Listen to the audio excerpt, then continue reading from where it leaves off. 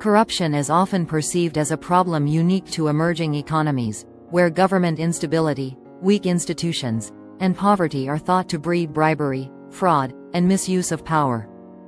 However, this view overlooks a critical reality. Corruption is not confined to the developing world. In so-called developed nations, corruption often wears a different mask, one that is more sophisticated and institutionalized, but just as damaging to public trust and integrity. In countries with strong economies and established political systems, corruption is frequently packaged as lobbying, campaign contributions, and the quiet support of political campaigns that serve the interests of the wealthy few at the expense of the many. While emerging economies are chastised for corruption, developed nations grapple with their own versions of the problem, though they often go by more palatable names. The comparison of corruption across developed and developing nations highlights an uncomfortable truth. While the methods may differ, the underlying harm to democracy and governance remains the same. As calls for reform intensify, so too does resistance, as entrenched interests and systemic practices protect the status quo. In developing nations, corruption is typically associated with blatant bribery, embezzlement, and the abuse of public office for personal gain. These acts are clear violations of legal and ethical norms and are often visible to both domestic and international observers. The perception that corruption thrives in emerging economies has been reinforced by organizations such as Transparency International, whose Corruption Perceptions Index regularly ranks countries like Somalia, South Sudan, and Venezuela among the most corrupt. However, in developed nations, corruption takes on a subtler and more institutionalized form. In these countries, corruption is often disguised as legal lobbying, political donations, and the influence of powerful interest groups. While these actions may not violate the letter of the law, they frequently undermine the spirit of democracy by giving disproportionate influence to the wealthy and well-connected. Former U.S. President Jimmy Carter once remarked, "America does not at the moment have a functioning democracy," referencing the outsized role of money in American politics. Carter's critique underscores the reality that corruption in developed countries is not about direct bribery, but about the buying of political influence through legal means. Lobbying, for instance, is a billion-dollar industry in the United States. Corporations and special interest groups spend vast sums of money to influence legislation and regulatory decisions in their favor. In 2020 alone, U.S. companies spent over $3.5 billion on lobbying efforts, according to data from Open Secrets, a nonpartisan research group that tracks money in politics. While lobbying is legal and often defended as a way for organizations to participate in the democratic process, the line between advocacy and undue influence is a thin one. When lobbyists have more access to lawmakers than average citizens, policy decisions are likely to reflect the interests of the wealthy rather than the public good. Campaign contributions are another form of legalized corruption in developed nations. In the U.S., the landmark 2010 Supreme Court decision Citizens United v. Federal Election Commission ruled that corporations and unions could spend unlimited amounts of money on political campaigns, provided they did not coordinate directly with candidates. This ruling has led to the rise of super PACs, political action committees, that can pour millions of dollars into elections, often with little transparency. While campaign contributions are framed as a form of free speech, the reality is that they allow wealthy individuals and corporations to exert enormous influence over political outcomes, raising serious questions about the integrity of the democratic process. While the form of corruption may differ between developed and developing nations, the underlying damage is the same. Both types of corruption erode trust in government, undermine the rule of law, and perpetuate inequality.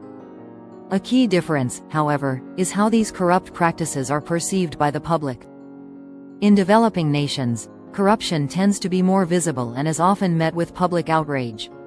In developed nations, corruption is more insidious, concealed behind legal frameworks that make it harder to identify and challenge. This contrast was highlighted by the economist and Nobel laureate Joseph Stiglitz, who has written extensively about the role of corruption in undermining both developed and developing economies. Stiglitz argues that legalized corruption in developed nations such as the influence of money in politics, is just as harmful as outright bribery in poorer countries. Both forms of corruption lead to governance failures, where the needs of ordinary citizens are ignored in favor of the interests of the powerful few. A stark example of the impact of corruption in both contexts is the global financial crisis of 2008. In the lead-up to the crisis, financial institutions in the United States engaged in reckless lending and trading practices, driven by the pursuit of short-term profits. These practices were enabled, in part, by the influence of financial sector lobbying, which successfully pushed for deregulation. When the housing bubble burst, millions of people around the world were affected, particularly those in lower income brackets who lost homes, jobs, and savings. Yet, in the aftermath, many of the key players in the financial industry faced few, if any, consequences. This starkly contrasted with the hardship experienced by ordinary citizens, who bore the brunt of the economic downturn. The crisis illustrates the global nature of corruption. While the financial misconduct occurred in developed countries, its effects were felt worldwide, exacerbating poverty and inequality in already vulnerable economies. It also exposed how corruption in one part of the world can have far-reaching consequences, demonstrating that no country is immune to the effects of entrenched financial and political interests. The need for reform is clear. Whether in developed or developing nations, corruption undermines public integrity, widens inequality, and fosters disillusionment with the political system. A 2019 study by the Pew Research Center found that 77% of Americans believed that most politicians are corrupt, reflecting widespread dissatisfaction with the influence of money in politics. Similar sentiments are echoed across the globe, with citizens in both wealthy and poorer nations demanding greater transparency and accountability from their governments. However, meaningful reform is often difficult to achieve, as those who benefit from corrupt systems are typically the ones with the power to block change.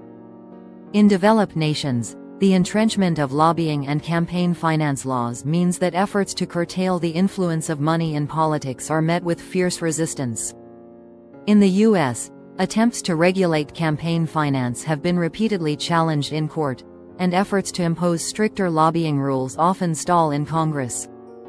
In developing nations, corruption reforms are frequently undermined by weak institutions and entrenched elites who benefit from the status quo.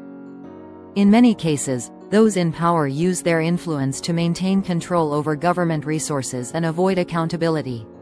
This creates a vicious cycle in which corruption remains difficult to root out. Corruption is not the preserve of emerging economies. It is a global issue that takes different forms depending on the context.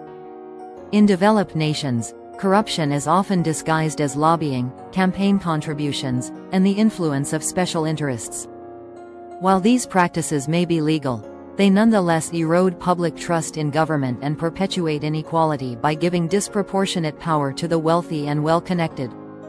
In developing nations, corruption is more visible but no less harmful, contributing to weak governance, poverty, and instability. Whether in developed or developing countries, corruption poses a serious threat to public integrity and democracy. Addressing it requires not only legal reforms but also cultural shifts that prioritize transparency, accountability, and the common good over private interests.